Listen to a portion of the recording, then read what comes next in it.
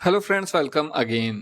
मैं हूं अर्पित और आज हमारी बीए फर्स्ट सेमेस्टर की एंशिएंट हिस्ट्री की क्लास है। अगर आपने अपना सिलेबस देखा होगा तो आज जो हम क्वेश्चन डिस्कस करने जा रहे हैं ये आपकी यूनिट 1 से आता है, जिसमें इतिहास के साहित्यिक एवं पुरातात्विक स्रोत को डिस्कस किया जाना है। और इस यूनिट से हम आपको केवल एक ही क्वेश्चन पढ़ने को दे रहे हैं और ये लॉन्ग आंसर क्वेश्चन है और यही आपके एग्ज़ाम में आएगा। इसी से समझ लीजिए कि कितना इम्पॉर्टेंट ये क्वेश्चन है। हम इस यूनिट से और आपको शॉर्ट आंसर पढ़ाएंगे, लेकिन लॉन्ग आंसर में आपको सिर्फ यही एक क्वेश्चन पढ़ना है। तो आइए चलिए क्वेश्चन को देखते हैं। प्राचीन इतिहास निर्माण के साहित्य एवं पुरातात्विक स्रोतों का वर्णन कीजिए। यानी कि हमें जो प्राचीन इतिहास है कैसे हमें उसके बारे में पता चलता है और उसके स्रोत क्या हैं, किन चीज़ों के द्वारा हमें इतिहास के बारे में मालूम चलता है, क्योंकि ये चीज़ें तो सैकड़ों हज़ारों साल पहले हुई हैं। तो हमें किन स्रोतों से प्राचीन इतिहास के बारे में पता चलता है। तो आइए अब इसका आंसर देखते हैं। इतिहास उन घटनाओं का वृत्तांत होता है जो भूतकाल में हुई हों। अतः मूलतः महत्वपूर्ण तथ्यों को चुनकर अतीत के पुनर्निर्माण करने को ही इतिहास कहते हैं। ये महत्वपूर्ण तथ्य विभिन्न रूपों में प्राप्त होते हैं, जिन्हें इतिहास के स्रोत कहा जाता है। प्राचीन भारतीय इतिहास जानने के 3 मुख्य स्रोत स्वीकार किए जाते हैं। इसमें पहला है पुरातात्विक स्रोत, दूसरा है साहित्यिक स्रोत और तीसरा है विदेशी यात्रियों के विवरण। तो देखिए यहाँ पर जो है, अगर आप अपने क्वेश्चन को देखें तो यहाँ पर सिर्फ साहित्यिक एवं पुरातात्विक स्रोतों का वर्णन ही पूछा गया है। तो हम केवल पहले 2 को ही डिस्कस करेंगे। विदेशी यात्रियों के विवरण के बारे में हम इस वीडियो में बात नहीं करेंगे, लेकिन मेरा ऑलरेडी एक वीडियो है, अगर आप हिस्ट्री फर्स्ट सेमेस्टर वाली प्लेलिस्ट में जाएंगे तो वहाँ आपको मिल जाएगा, जिसमें इन तीनों को ही डिस्कस किया गया है। तो आइए चलिए आगे देखते हैं। पुरातात्विक स्रोत और उनका महत्व। तो सबसे पहले हम पुरातात्विक स्रोतों के बारे में बात करेंगे। प्राचीन भारत के अध्ययन के लिए पुरातात्विक स्रोत सबसे अधिक प्रामाणिक और विश्वसनीय हैं।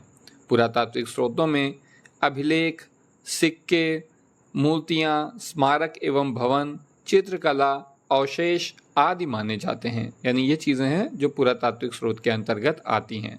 तो इसमें हम सबसे पहले बात करेंगे अभिलेख की।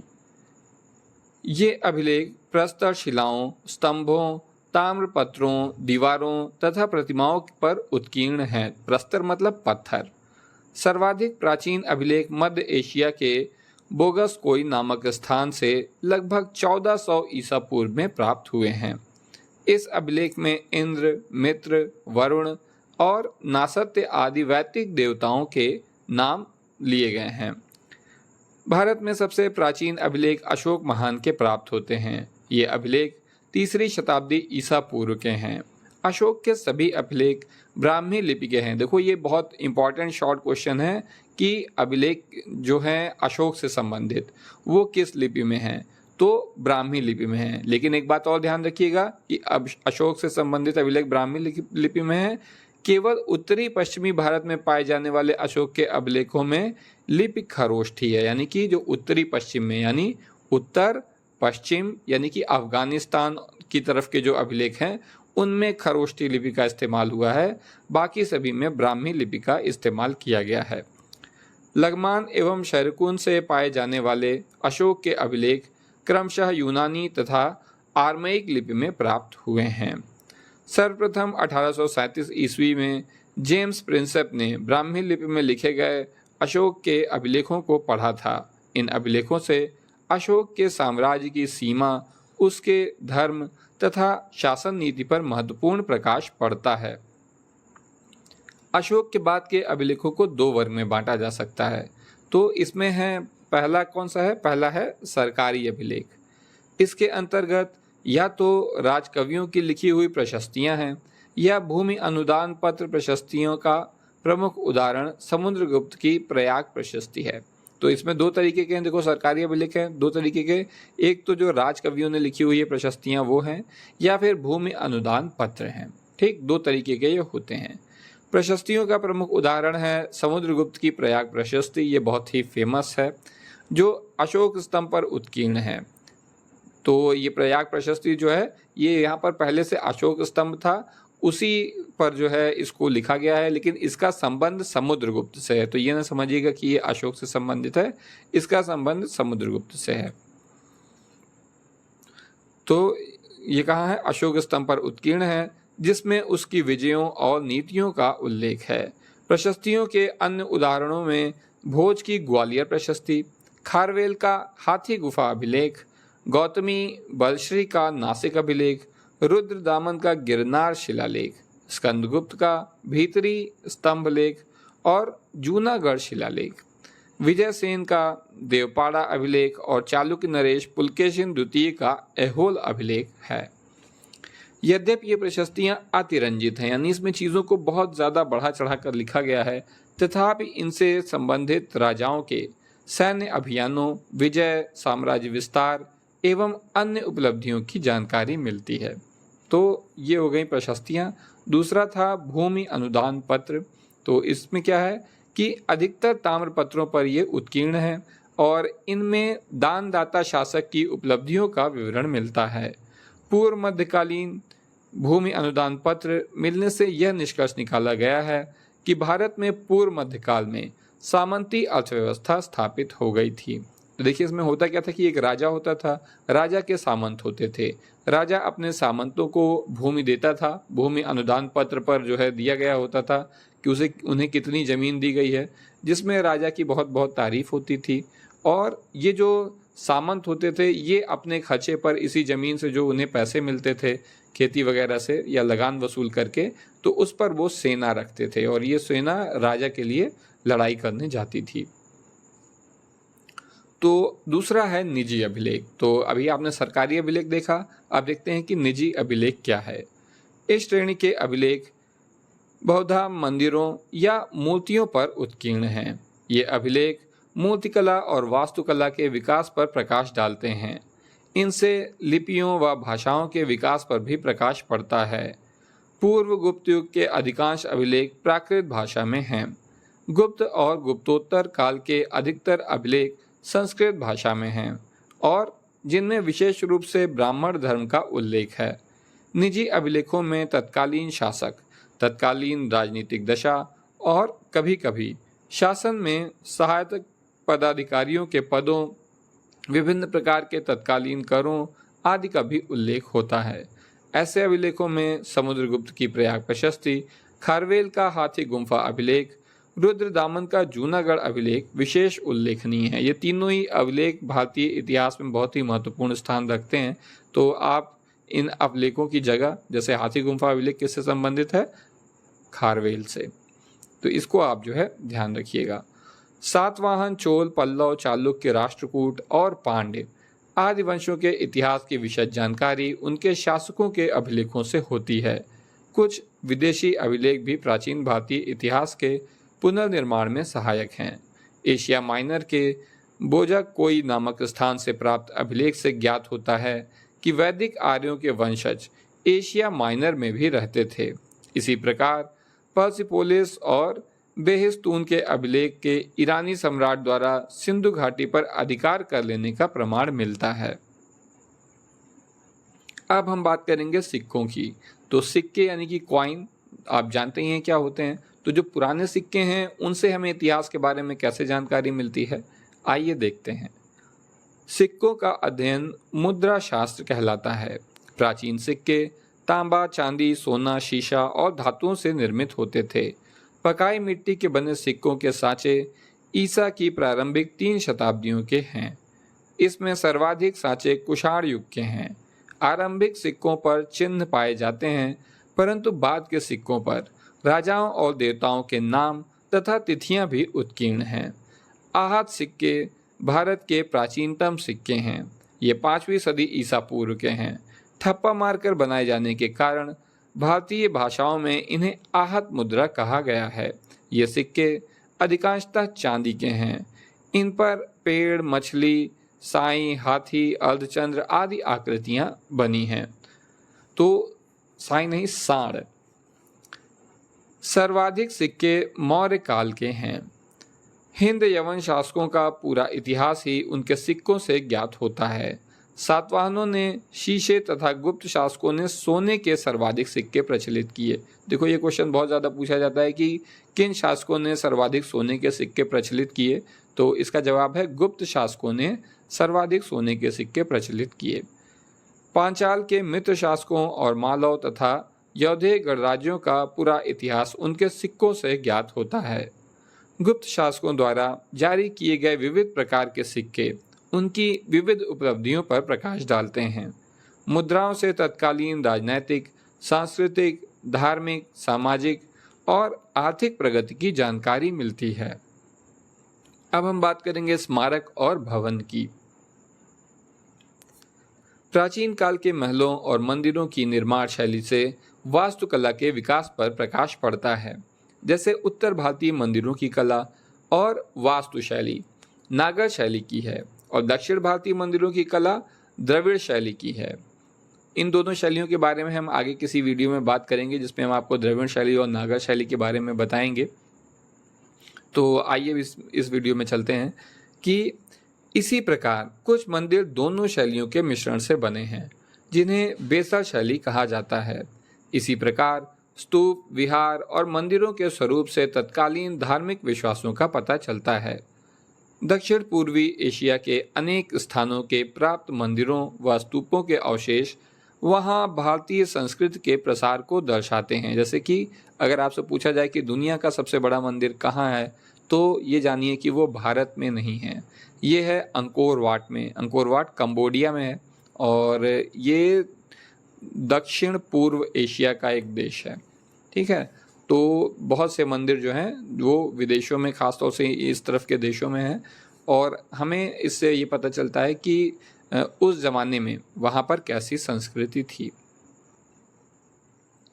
अब हम बात करेंगे मूर्तियों की।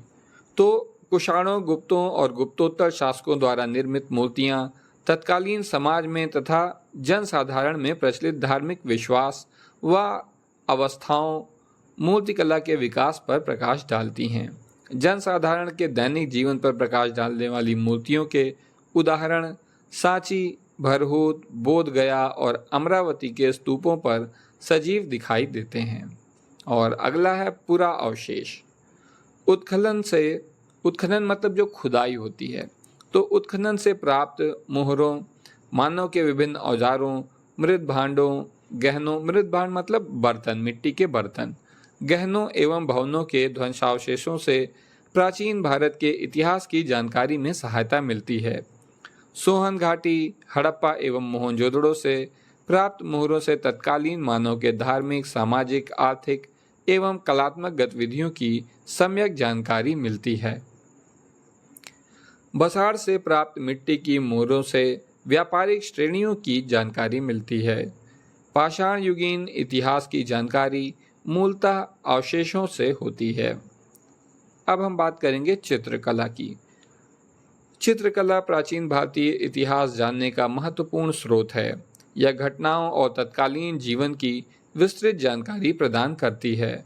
अजंता के चित्रों में मानवीय भावनाओं की सुंदरतम अभिव्यक्ति हुई है। इससे गुप्त काल की कलात्मक उन्नति व जनजीवन पर प्रकाश पड़ता है। अब हम बात करेंगे साहित्यिक स्रोत और उनके महत्व के बारे में। तो जो साहित्यिक स्रोत हैं, देखो साहित्यिक स्रोत मतलब जो लिटरेचर से संबंधित हो, साहित्य से संबंधित हो, यानी ऐसा साहित्य जो हमें इतिहास के बारे में बताता है। तो आइए देखें। साहित्यिक स्रोतों के अंतर्गत प्राचीन भारतीय साहित्य को हम दो वर्गों में विभाजित कर सकते हैं। पहला है धार्मिक साहित्य और दूसरा है धर्मेतर साहित्य। तो इसमें धार्मिक साहित्य को भी तीन भागों में बांटा गया है। कौन कौन से हैं ये? पहला है ब्राह्मण साहित्य, दूसरा है बौद्ध साहित्य और तीसरा है जैन साहित्य। ये भारत के तीन प्रमुख धर्म हैं।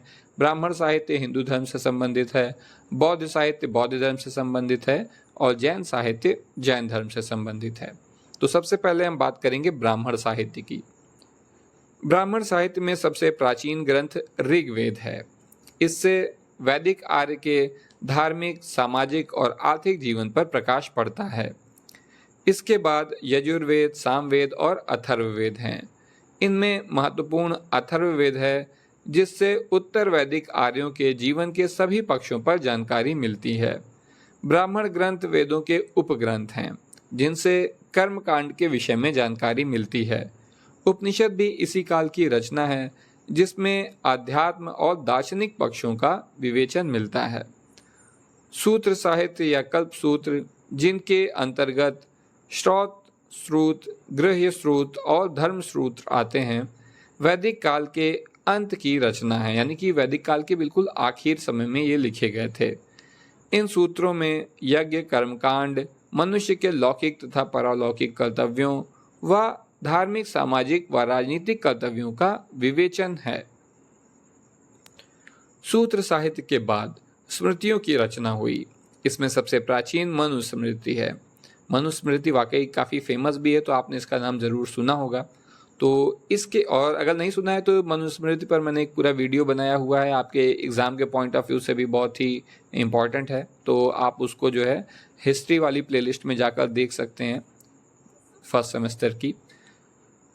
इसके बाद याज्ञवल्क्य स्मृति, नारद स्मृति और पराशर स्मृति, बृहस्पति स्मृति और कात्यायन स्मृति की रचना हुई। तो ये अन्य प्रमुख स्मृतियां हैं, जिसमें कि नारद स्मृति भी महत्वपूर्ण है। इन स्मृतियों में कुषाणों के पूर्व से लेकर गुप्त काल तक के सामाजिक व धार्मिक जीवन पर पर्याप्त प्रकाश पड़ता है। महाकाव्यों में रामायण और महाभारत सबसे अधिक महत्वपूर्ण हैं। इन महाकाव्यों से उत्तर वैदिक काल के आर्यों के जीवन के विषय में जानकारी मिलती है। मुख्य पुराण 18 हैं, जिनमें प्राचीन मार्कंडेय, ब्रह्मांड, वायु, विष्णु भागवत और मत्स्य पुराण हैं। मत्स्य पुराण का भी आपने नाम ज़रूर ही सुना हुआ होगा। तो इन पुराणों में प्राचीन राजवंशों का वर्णन है। महाभारत युद्ध के पश्चात ईसा की 6ठी शती तक शासन करने वाले राजवंशों की जानकारी का एकमात्र स्रोत पुराण ही है। अब हम बात करेंगे बौद्ध साहित्य की, क्योंकि ब्राह्मण साहित्य तो हो गया, तो बौद्ध साहित्य क्या है। भारतीय इतिहास के साधन स्रोत के रूप में बौद्ध साहित्य अर्थात त्रिपिटक का विशेष महत्व है। इसके 3 भाग हैं। पहला है सुत्त पिटक, इसमें बुद्ध के धार्मिक विचारों और वचनों का संग्रह है। दूसरा है विनय पिटक, जिसमें बौद्ध संघ के नियमों का उल्लेख है। और तीसरा है अभिधम्म पिटक, जो कि बौद्ध दर्शन का विवेचन है। इसमें ईसा पूर्व 4ठी-3री शताब्दी से ईसा पूर्व 1ली शताब्दी तक के भारतवर्ष के राजनीतिक, सामाजिक, आर्थिक और धार्मिक जीवन के प्रायः प्रत्येक पक्ष पर भरपूर प्रकाश पड़ता है। बौद्ध साहित्य से संबद्ध अन्य ग्रंथों में श्रीलंका के इतिवृत्त, दीपवंश, महावंश, मिलिंदपन या मिलिंद प्रश्न, दिव्यावदान विशेष उत्तरकालीन हैं, मतलब ये सब उत्तरकालीन हैं। और गुप्त काल में रचित आर्य मंजूश्री मूल कल्प, इसमें बौद्ध दृष्टिकोण से गुप्त सम्राटों का वर्णन मिलता है, यानी कि जो गुप्त सम्राट थे उन्हें बौद्ध धर्म या बौद्ध धर्म से जुड़े लोग किस नज़रिए से देखते थे। अब हम बात करेंगे जैन साहित्य के बारे में। तो प्राचीन जैन साहित्य को आगम ग्रंथ कहा जाता है। इन आगमों के 12 अंग हैं। आचरांग सूत्र जैन भिक्षुओं के आचार नियमों का संग्रह है। भगवती सूत्र महावीर के जीवन पर प्रकाश डालता है। नायादवम कहा महावीर की शिक्षाओं का संग्रह है। उसाग साओ, वाकई बहुत कठिन नाम है, इसका प्रोनाउंसिएशन तो मुझे ही बहुत डिफिकल्ट लग रहा है। क्या है? उसागद साओ, उपासकों के जीवन संबंधी नियमों का संग्रह है, यानी कि जो जैन धर्म के उपासक हैं तो वो किन नियमों का पालन करते हैं, इन सब का संग्रह वहाँ पर किया गया है। और विवाग मम सूद में कर्म फल का विवेचन है, यानी कि आपके जो कर्म हैं तो उनके क्या फल होंगे, इसके बारे में है। इन 12 अंगों को प्रत्येक के उपअंग या उपांग भी हैं। जैन आगमों का वर्तमान स्वरूप वल्लभी में 513 या 526 ईस्वी में हुई एक सभा में तय किया गया था। भद्रबाहु चरित्र, आवश्यक सूत्र, आचारांग सूत्र, भगवती सूत्र, बृहत्कल्प सूत्र, भाष्य, आवश्यक चूर्णी, कालिका, पुराण और कथा कोश महत्वपूर्ण जैन ग्रंथ हैं, किंतु सबसे महत्वपूर्ण हेमचंद्र कृत परिशिष्ट पर्वत 12वीं शती ईस्वी की रचना है। अब हम बात करेंगे धर्मेतर साहित्य की, यानी कि ऐसा साहित्य जिसका धर्म से संबंध नहीं है, यानी कि वो साहित्य जो हमें इतिहास के बारे में जानकारी तो देता है लेकिन वो किसी भी धर्म से संबंधित नहीं है। और इस तरीके का जो साहित्य होता है वो इतिहास के दृष्टि से ज़्यादा महत्वपूर्ण होता है, क्योंकि इसकी जानकारियाँ जो होती हैं वो वास्तविकता के ज़्यादा करीब होती हैं धार्मिक साहित्य की तुलना में। तो आइए देखते हैं धर्मेतर साहित्य। धर्मेतर साहित्य में ऐतिहासिक, अर्ध ऐतिहासिक, अन्य तथा जीवन चरित्र आते हैं। इनसे राजनीतिक एवं सांस्कृतिक इतिहास की जानकारी मिलती है। ऐतिहासिक रचनाओं में उल्लेखनीय है कौटिल्य का अर्थशास्त्र। इसे भारत का प्रथम राजनीतिक ग्रंथ स्वीकार किया गया है। मौर्यकालीन इतिहास की जानकारी का यह प्रमुख स्रोत है। विशारवत कृत मुद्रा राक्षस, सोमदेव कृत कथा सारित सागर, क्षेमेंद्र रचित बृहद कथा मंजरी मौर्यकालीन घटनाओं पर प्रकाश डालती हैं। पहले का महाभाष्य, कालिदास रचित मालविकाग्निमित्रम शुंगकालीन हास की जानकारी के महत्वपूर्ण साधन हैं। शूद्रक कृत मृच्छकटिकम से तत्कालीन सामाजिक जीवन की जानकारी मिलती है। देखिए, ये क्वेश्चन भी बहुत पूछा जाता है कि मृच्छकटिकम का राइटर कौन है, लेखक कौन है, तो ये आप याद रखिएगा कि शूद्रक। ऐतिहासिक रचनाओं में कल्हड़ रचित राजतरंगिणी उल्लेखनीय है, बल्कि ये तो उससे भी ज़्यादा इंपॉर्टेंट क्वेश्चन है। राजतरंगिणी किसने लिखी है? तो कल्हड़ ने लिखी है, ये आप लोग ज़रूर याद रखिएगा। तो ऐतिहासिक रचनाओं में कल्हड़ रचित राजतरंगिणी उल्लेखनीय है, जिससे क्रमबद्ध इतिहास प्रस्तुत किया गया है। यह कश्मीर का इतिहास जानने का प्रमुख साधन है। सोमेश्वर कृत रसमाला तथा कीर्ति कौमुदी, मेरुतुग कृत प्रबंध चिंतामणि, राजशेखर कृत प्रबंध काश से गुजरात के चालुक्य वंश के इतिहास एवं संस्कृति की जानकारी मिलती है। मार्गी संहिता से भारत पर यवन आक्रमण की जानकारी मिलती है। ऐतिहासिक यवन मतलब यूनानी लोगों के आक्रमण, तो आप जानते हैं अलेक्जेंडर जो था वो यूनान से आया हुआ था, वैसे तो मेसोपोटामिया का था, तो ये वही लोग हैं, मतलब उसके ही आगे चल के फॉलोअर या उसके वंशज।